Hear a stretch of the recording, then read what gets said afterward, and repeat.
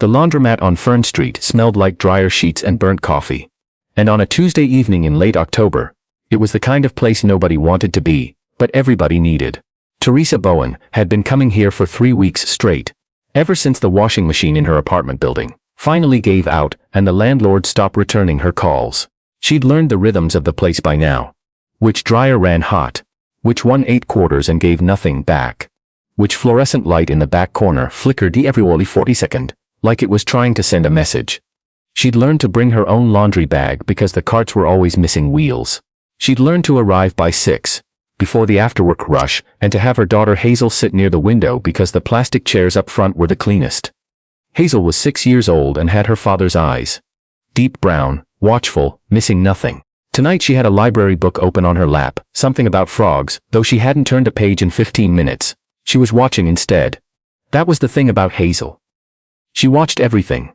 Petra fed quarters to machine number 7, and tried not to count how many she had left. 14.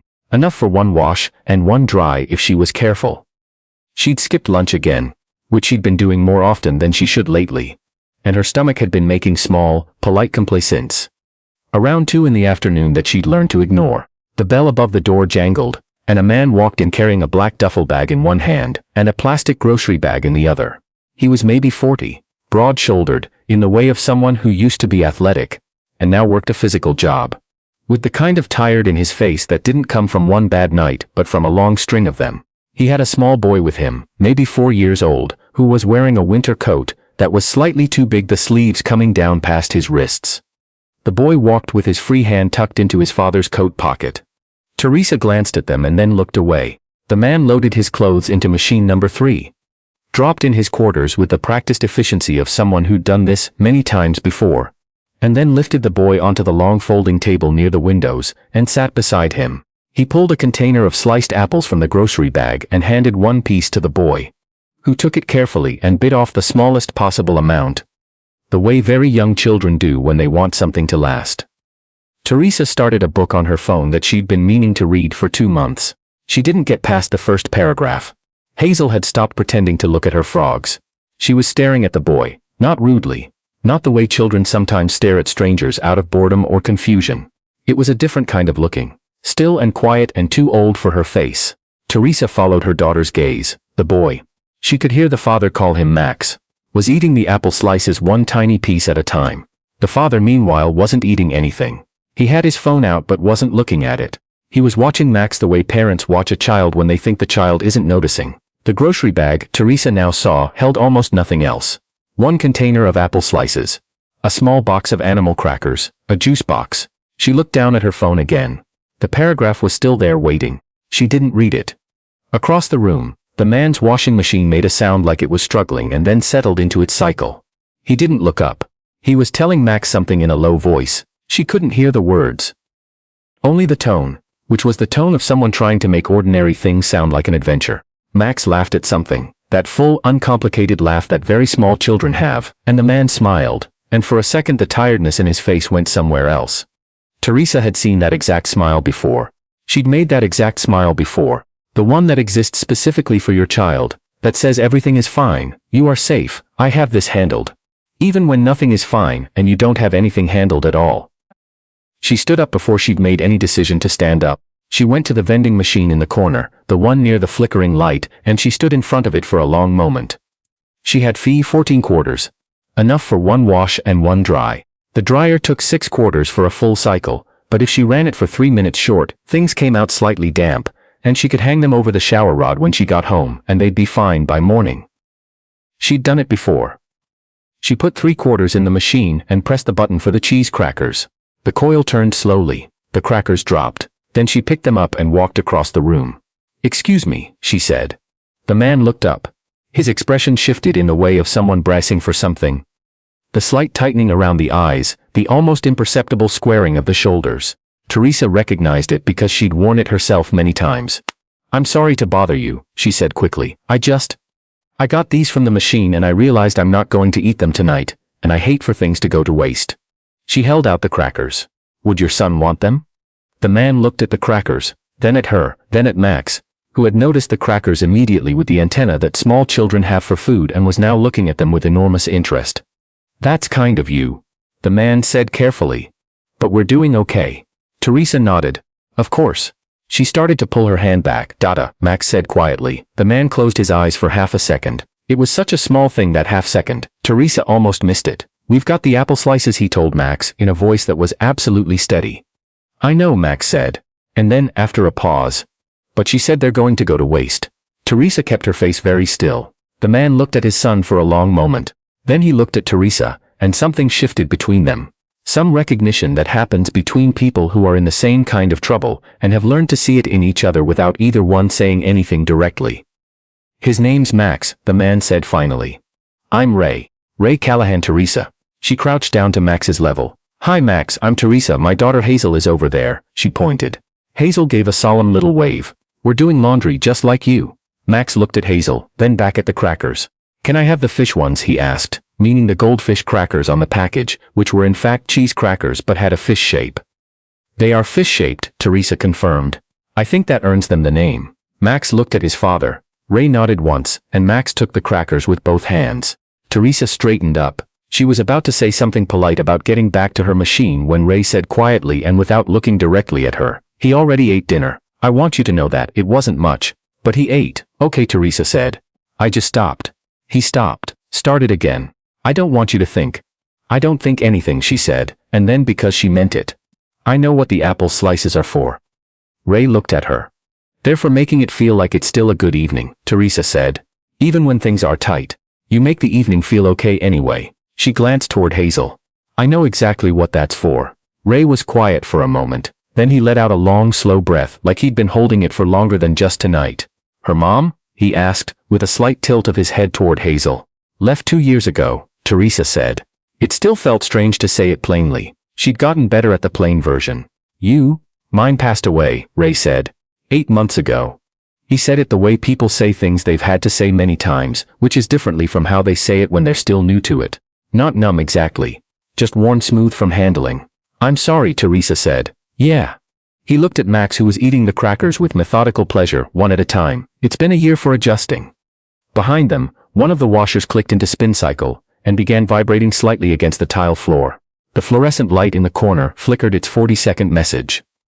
I haven't figured out the laundromat thing yet, Ray admitted. We've been going to my mother's to do laundry, but she lives 40 minutes out and it's a lot for a Tuesday night. So, he gestured vaguely at the room. Machine 7 is the most reliable, Teresa told him. 3 runs hot so your lights might come out slightly pink. The dryer on the far left will take your money and pretend nothing happened. And don't bother with the cart near the door, the front wheel pulls hard right. Ray almost smiled. You've done reconnaissance 3 weeks, she said. I have a very complete dossier. He did smile then. It was the real kind, not the one for Hazel or Max. Tired, and a little surprised, and something else she couldn't quite name. Can I ask what you're washing? He said, and then immediately, that was a weird question. I don't know why I asked that. Work clothes, Teresa said. I clean houses 3 days a week. She paused. 4, when I can get 4. Ray nodded slowly. I do HVAC. Maintenance side, not installation. He looked at his hands. It's steadier than it used to be. Not as steady as I'd like. Steadier than it used to be is something, Teresa said. Yeah, he agreed. It's something. Hazel had migrated from her chair near the window and was now standing beside Max at the folding table, looking at the animal crackers box with academic interest. Those are the ones where the animals are in a circus, she informed him solemnly. Max looked at the box, then at Hazel. I know, he said. The lion is the best one. I like the elephant, Hazel said. The lion is better, Max said, without any malice, as simple fact. Hazel considered this. Maybe, she allowed. Ray watched them the way parents watch small children make first contact, half expecting it to go wrong, slowly realizing it won't. She's very serious, he said. She came out that way, Teresa said. She was a very serious baby. The nurses at the hospital kept asking me if I was sure she was okay, because she wasn't crying, and I had to explain that she was just observing. Ray laughed, and it was a real laugh, the kind that costs something to produce when you're tired. Max cried for the first 3 months of his life, and has basically never stopped having opinions since. Hazel has opinions too, Teresa said. She just delivers them like a tenure committee. He laughed again. Teresa realized she couldn't remember the last time she'd made another adult laugh like that. It had been a while. It had been longer than she'd noticed. Her machine clicked off. She moved to transfer the clothes to the dryer. The far right one, which she'd learned was reliable, And as she was loading them in, she was doing the math again. 12 quarters now. She'd need 6 for the dryer. That left 6, which meant she had exactly 1 load of laundry to her name this week after tonight, which she'd have to stretch until Friday, which was payday, which was 3 days away. She was putting the quarters in one, at a time when Ray appeared beside her with his duffel bag, headed for the dryer next to hers. "Can I ask you something?" he said. "Sure." He set the bag down. "When you said you know what the apple slices are for, the making the evening feel okay thing." He paused. "How long did it take you to get good at that?" Teresa thought about it honestly. "I'm not sure I'd say I'm good at it," she said. "I think I'm consistent at it, which might be a different thing." "How do you do it on the nights when you can't make it feel okay?" "Because some nights I can't. I don't know," she said slowly. "I think I tell her true things, even if they're hard. Like, I can't get her chicken nuggets tonight, but we have noodles, and I'll put butter on them the way she likes. And tomorrow I'll look for the good nugget deal at the grocery store, and we'll do it then. Something real to look forward to. Something I can actually keep." She thought about it more. "I think kids know when you're performing, even the small ones, so I try not to perform." Ray was quiet for a moment. "I perform sometimes," he said. "I know I do. We all do," Teresa said. "We do it because we love them. It's not a crime." He nodded. The dryers hummed around them, and the fluorescent light in the corner did its faithful 40-second flicker. "Max hasn't slept through the night since Bridget died," Ray said, and the name came out like it was something he carried in his chest. "He doesn't understand why she's not there. I keep explaining it and he keeps not understanding. Or maybe he understands and he just doesn't accept it. I'm not sure, those are different things at 4. Hazel asked me for 8 months straight where her dad went," Teresa said. "I didn't have a good answer because there wasn't one. He just decided he didn't want the life we had, and that's not a thing you explain to a 5-year-old. "No," Ray agreed. "Eventually she stopped asking," Teresa said. "And I don't know if that was better or worse." The dryers ran. Hazel had explained to Max in great detail the structural advantages of the elephant's trunk, and Max was listening with the uncertain expression of someone who suspects they're losing an argument but can't find the flaw. "How far do you live from here?" Ray asked. 4 blocks, Teresa said. "We walk." "Does Hazel have a coat?" Teresa looked at him. "I'm sorry," he said immediately. "That was too forward.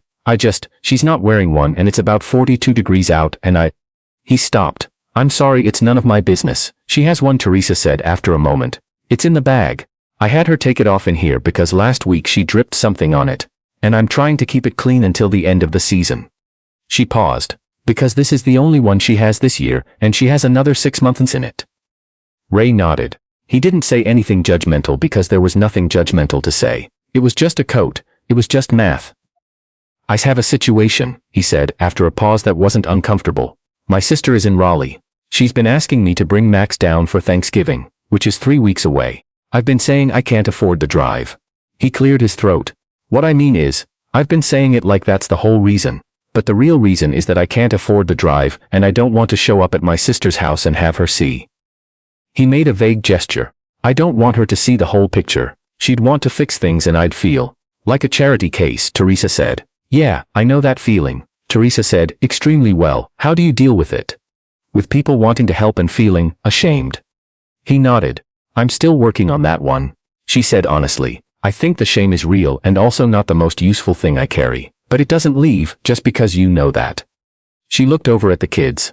Max had given Hazel the lion cracker. Hazel was examining it with the solemnity of someone receiving an award. "I think people who love you, the real ones, they're not keeping score, they're not filing it away. When your sister wants to help, she's not doing it to have something over you. She's doing it because you're her brother and Max is her nephew and she's probably scared for you." Ray was quiet. "You should go to Raleigh," Teresa said. He looked at her. "I don't know you," she acknowledged, "but you should go." He let out that long, slow breath again, the one from earlier that felt like it had a lot of weight behind it.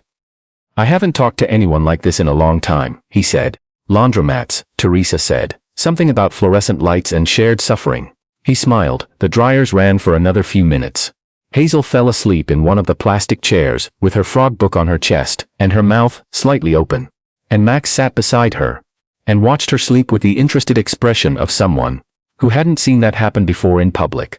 When Teresa's clothes finished, she folded them quickly and neatly, the way she'd learned to do everything these days, efficiently, without fuss, because there wasn't room for fuss. She repacked her laundry bag. She went to get Hazel's coat from the other bag and gently helped her daughter into it without fully waking her. "How much do you have left?" Ray said quietly. He was folding Max's small shirts in a pile beside him. Teresa looked up. "For the dryer," he said. "You short?" She looked at him for a moment. The reflex was there. The same one Sarah had in the diner. The same one Teresa used when people offered her things at the food pantry, or when her neighbor offered to watch Hazel without asking anything in return. The full-body instinct to say no. "We're fine, thank you." She had gotten a little better at fighting it. "2/4 short," she said. Ray reached into his jacket pocket and set 2/4 on the folding table between them. Teresa looked at them. "Don't call it charity," Ray said. "Call it two single parents sharing a laundromat on a Tuesday night." She laughed. It came out surprised the way real laughs do. She picked up the quarters. "Thank you," she said. "Thank you for the crackers," he said. And then with a slight hesitation, "And for the conversation." She woke Hazel carefully and shouldered the laundry bag. At the door, she turned once, and Ray raised a hand. A small, unpretentious wave. The kind between people who have understood something about each other without making a production of it. Outside, the October air was sharp and clean, and Hazel, still half asleep, tucked her hand into Teresa's without being asked. They walked the 4 blocks home. Teresa made noodles with butter, the way Hazel liked. And while they ate, she told her daughter about Max and the lion crackers. And Hazel said with great certainty that the elephant was still better. And Teresa agreed. And the kitchen felt warm, even though the radiator in the corner had been making a sound all week that suggested it had opinions about working much longer. 3 days later, on Friday, Teresa got her paycheck and put aside what she needed for rent, and what she needed for groceries, and what she needed for Hazel's next pair of shoes. After she'd done all that math, she had $63 left over. Not enough to fix anything.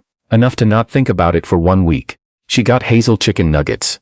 6 weeks later, the laundromat on Fern Street was quiet on a Saturday morning when Teresa arrived with her bag and found machine number 7 already running. She loaded number 4 instead. She'd learned to adapt. Ray was sitting in one of the chairs near the window with Max asleep across his lap, dead weight in that loose-limbed way of sleeping children. Ray had a coffee cup balanced on the armrest and looked like a man who'd been up since 5. "Rally?" Teresa asked quietly, so she didn't wake Max. Ray looked up. Something in his face had shifted since October. She couldn't have said exactly what, except that it looked like slightly less weight. "Rally," he confirmed, 3 days. "My sister made a bed in her sewing room for Max. He thought it was the best room he'd ever seen." "Did she see the whole picture?" "Yeah," Ray said. "She saw it." A pause. "She didn't keep score." Teresa nodded.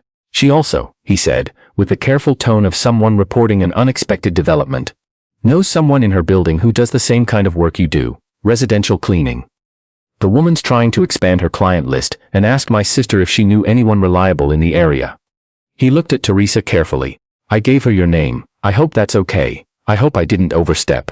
Teresa stared at him. "I wrote your name on a napkin at Thanksgiving dinner," he said, "which is either thoughtful or unhinged. I genuinely can't tell anymore."